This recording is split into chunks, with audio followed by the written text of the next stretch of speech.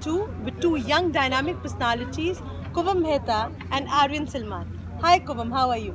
Hi Devika, I'm fine. How are you? I'm fine. Hi Aaryan, how are Hi, you? how are you, Devika? I'm fine. And how is Jammu treating you, Aaryan? Pretty good. What about you, Kuvam? Jammu is the best. Jammu is actually the best. And Kuvam, you have studied from the Lawrence School, Sanar, and the motto of the school is never give in. So tell us more about it.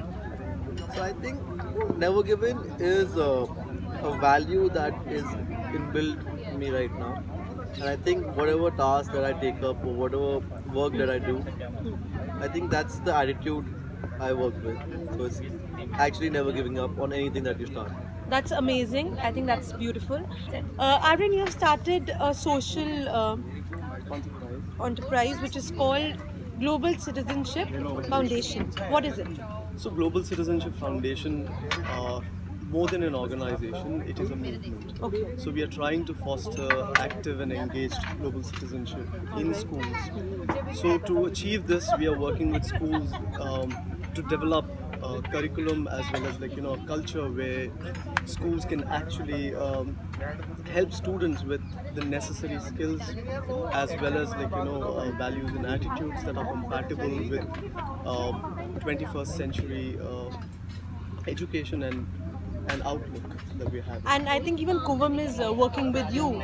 So Kuvam, what is Global Citizenship Foundation to you? I think Global Citizenship Foundation to me is a way of education which is going to be the future in the entire world. Okay. I think whatever we are doing right now, whatever kind of education we are imparting to the kids right now, it's all going to get transformed into global citizenship education. So Okay. it's not something new, but it is driving values from the kind of education that we're giving and structuring that and imparting those values to the kids. So it's basically value education. Like Kuvam said, so basically he is talking about driving in from a lot of different educational models. So if you know, I mean, so like he said, it's not a new thing, but it has a new dimension in the sense there's something called transformative education, where you have education for peace, education for sustainable development, you have peace education, you have traditional, what do you call, knowledge transfer that happens. So we drive or we derive a lot of modules and a lot of courses from these different streams. Okay. And package it in a way where it's edible for teachers to teach as well as for students to develop the skills in a holistic way. Okay, in a holistic way. Yeah, and so I think more than that, also we think is something that we want the students to breathe those values, right? Okay. We don't want them to just listen to them from the teachers or read about them in books, but we want them to live those values. Okay. So that's what we are focusing majorly on. The most important facets of global citizenship education that we are trying to promote is that all values are inbuilt. In the sense, no teacher would tell you this is good and this is bad. Right. We believe that every student has a sense of judgment about right and wrong. The only thing that we do is we facilitate them to discover it instead of just discovering it for them. Right. So many a times what happens in moral education classes and value education classes is that you end up telling the student look, this is good And this is bad. Yes. Now talk about complex issues like social justice.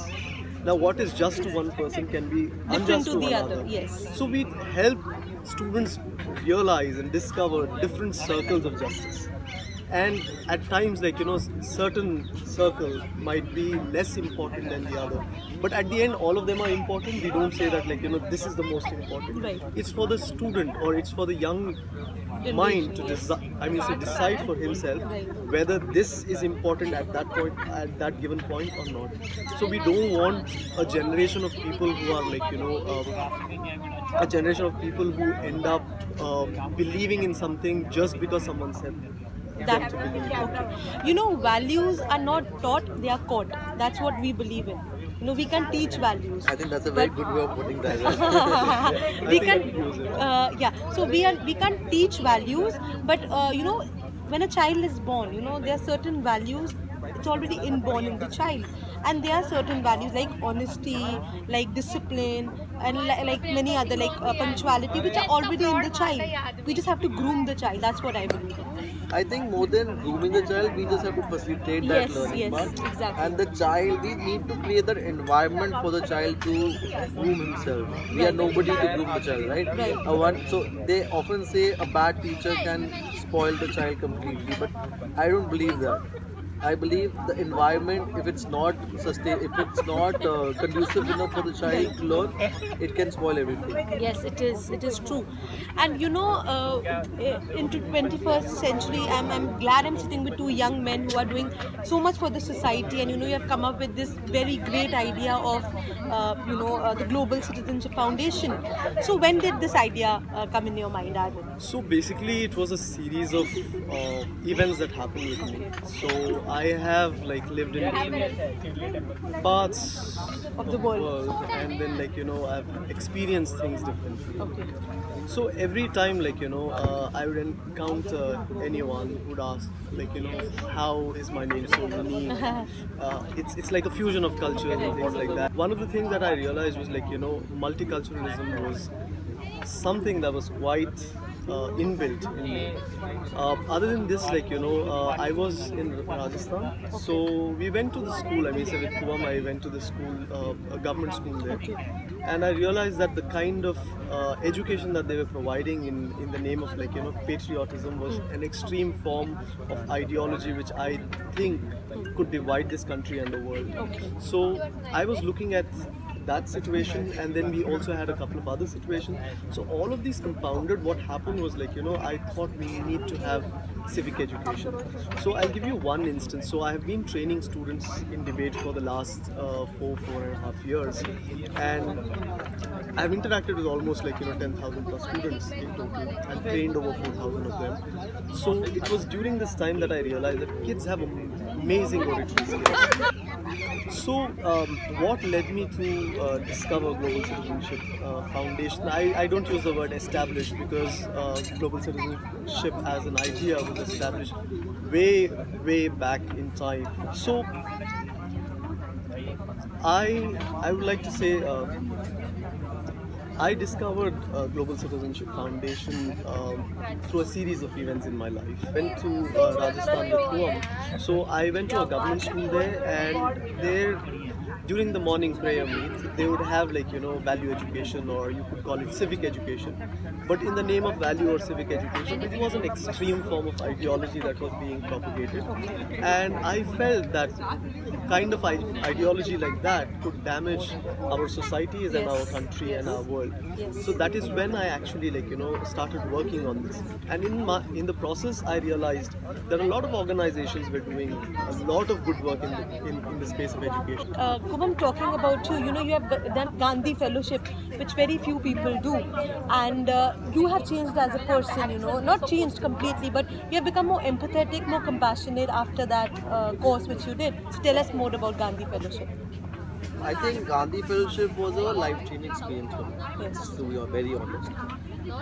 It just made me believe that there's way more to life than we think, and living with people from different kind of culture and different income strata than what I had, and a different environment than what I have always grown up in. So I was placed in a village in Rajasthan.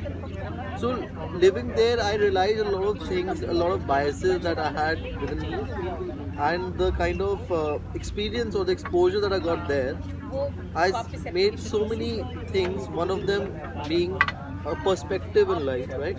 So first I used to only think about my own perspective and just not be very compatible with other people's perspective, especially those who were opposing mine. So now I'm very open to perspectives, and I believe that that is the one thing that I've developed over the last 2 years brilliantly. Yes. And experience like those, there's also some there's a phrase they say, when a person learns by doing, he'll never forget, right? that's what exactly happened at the Gandhi Fellowship. I learned all this by doing stuff. Yes. And that was the game changer. Yes. And I think that is what we are trying to do even with students when we are dealing with them. So the kind of pedagogical tools that we are fostering amongst teachers enables them to actually leverage these things learning by doing, learning by feeling, learning by experiencing, and learning by discovering. Right. So all of these facets, whatever we have learned over the course, I think we are also adding those Yes. dimensions Right. to global citizenship.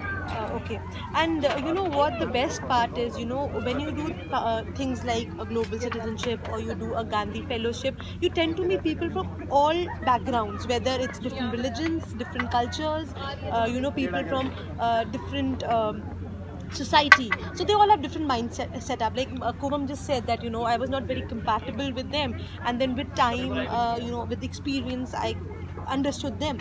How difficult was it for you, Kuvam, because you belong to a business family and you have grown up in a boarding school, and how difficult was it for you, because when you went to a place for Gandhi Fellowship, you met people who didn't have even basic necessities of life, you know. So how difficult was it?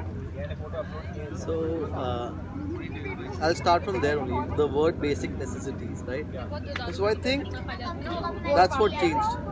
For us, what basic necessities are in real life that are not basic necessities. Yes. What we think electricity is a basic necessity, I think it's a need or it's a want.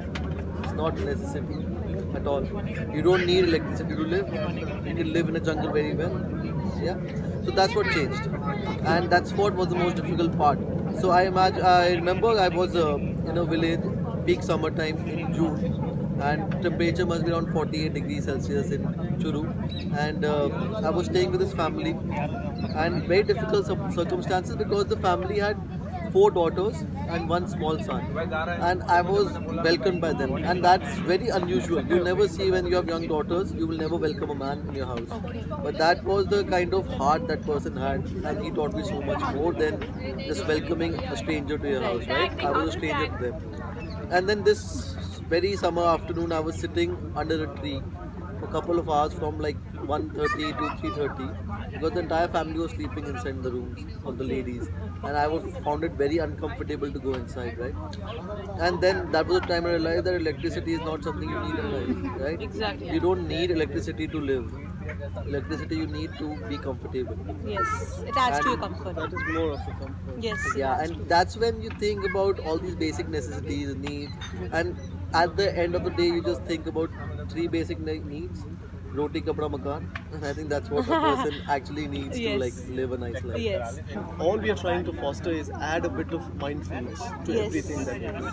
And mindfulness is the key word here because whenever we do, and take for example, I'll give you a simple action. Like schools take children to blind school. Why do they take them? The idea is to create empathy. Empathy. Now, a lot of students, I mean, say out of 100 students, 2 students might experience empathy or develop this skill called empathy. But a lot of students may not. So that is also a thing that we need to keep in mind. So adding a bit of mindfulness where a teacher could experiment a bit and add a bit of pedagogical tools or approaches and help the student discover empathy could actually go a long way. So this mindfulness, the mindfulness of taking up the initiative and doing various things is what our society needs. Like I'll give you an example, there's a lot of issues when it comes to different societies within the country too. So I feel that a lot of it is miscommunication, a lot of it is hysteria, a lot of it is the fear of the unknown. So I think if we can demystify this for our younger generation, they would be in a position to make informed decisions that could change the fate of the world and our societies. Right. Kuvam, you're working in Haryana with the Chief Minister, so how is it? Are you enjoying it? Are you passionate about it? What is it? It's work, Devika. It's work. No, is it your passion? So it's not passion working the kind of work that I'm doing right now, but it's an experience, right? And I think I have the right age to gain those experiences. I mean, later in the life, you get so many responsibilities, and getting these experiences is not really possible. I mean, you can say that it can happen any time of your life, but certain experiences come at the right time, and I think this is the right time in my age, life. yes. And like Gandhi Fellowship, this is yet another experience wherein I'm working very closely with the bureaucrats. So Gandhi Fellowship, I've worked very closely with the people who were getting affected by the policies made by the bureaucrats. Now I'm working people who are making these policies. So do you see the change of kind of people I'm working with? And I think that's what's adding value. Yes. Right? Today, if I say that what's different in working with the bureaucrats and with the people in Gandhi Fellowship, I think this is what the change is. Right before I was never able to think like a bureaucrat, but today if I want to think like a bureaucrat, I can think like a bureaucrat Okay. because I'm working with them, and I think that's what has changed, and the kind of interactions that I have with the kind of people, and the best thing about this whole experience is I meet all kinds of people. Right. I sit around with bureaucrats, politicians, I sit around with businessmen, I sit around with peasants, farmers. Kuvam, what's the best lesson you have learned so far? I think the best lesson, it's become very simple for me nowadays because I've been reflecting so much on what you learn and all that. So the best lesson that I've learned so far is that there's more than one perspective, always. And there are lots and lots of stories and lots of what do you call it? You'll read books about this, but still it's very difficult to develop. Right. You know, very difficult to imagine somebody standing right against you and saying whatever you think is wrong. Right. Oh, And yes. accepting that and respecting that is something which is very difficult. And on my journey in developing that respect, I think I'm somewhere around 50%. Okay. There's still a long way to go Yes. because right now I've not faced a direct challenge like where somebody says you're completely wrong. Okay. So I think that's the biggest lesson I've learned, where I've said that how to respect and accept different perspectives. That's And amazing. I think life is all about perspective. Yes. And I think life is all about experiences. So, Aaryan, what are you passionate about?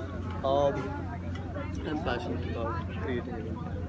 Amazing. And Aaryan, a message you would like to give to young men or So both? a message that I want to give to people who are watching this is that you experience by feeling and reflect those feelings and then experience it again if you can, and if you can't, improvise and do something better, and never give in, never give up. Yes. And make sure that if you have taken up a task, refine it to a level where it can't be refined. So it's always a learning journey. It's never the end. So the day you realize that this is perfect is the day you end up working for it. So I think always have this thing to work beyond what is the ordinary, like I told you initially. Yes. That's the message, guys. Just like Mystic Interview, and she's doing a brilliant job here. Thank you so much, Kuvam. And we started with this interview saying never give in. I think that should be the key for everyone watching this show, whether they are Sanarians or whether they are people from all the parts of the world. Thank you so much. Thank you, Kuvam. Thank Thank you. you, Devika. Thank you, Aaryan. Thank you, Devika.